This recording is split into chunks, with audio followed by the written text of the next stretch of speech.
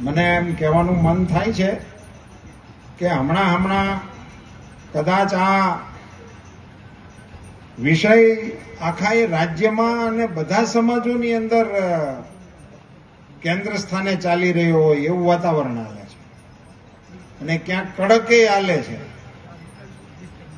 પણ ક્યાંક ને ક્યાંક આ વિષય હવે સપાટી ઉપર આવ્યો છે કે સામાજિક રીતે કંઈક ને કંઈક બંધારણ જેવું, કંઈક ને કંઈક વ્યવસ્થાઓ જેવું દેખાય એવી હવે સામાજિક અપેક્ષાઓ હોય એવું ચિત્ર ઊભું થઈ રહ્યું છે. ત્યારે આપણા સમાજ તરફથી સિદ્ધસર મંદિરના અધ્યક્ષ તરીકે મૌલેશભાઈ આવી સુંદર મજાની વાતને કેન્દ્રમાં સમાજની વચ્ચે મૂકવાની યોજના ઘડી કાઢી એ આપણા સૌ માટે આનંદ અને ગૌરવનો વિષય છે.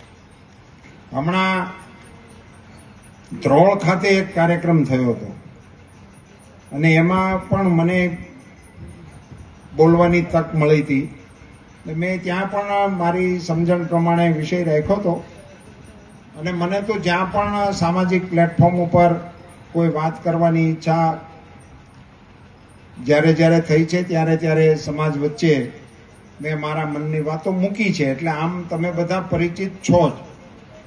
હવે એવું મારા મનમાં લાગતું નથી કે આ બંધારણની અંદર કે આપણી પરંપરાઓ અને પરિવર્તનની અંદર કઈ બાજુ જવું જોઈએ, પણ બધાના મનમાં એક વાત નક્કી થઈ ગઈ છે કે કશુંક કરવાની આવશ્યકતા છે. હવે કશુંક શું એ આપણે બધાએ ભેગા મળીને નક્કી કરવું જોઈએ. એનું નામ કશુંક કહેવાય.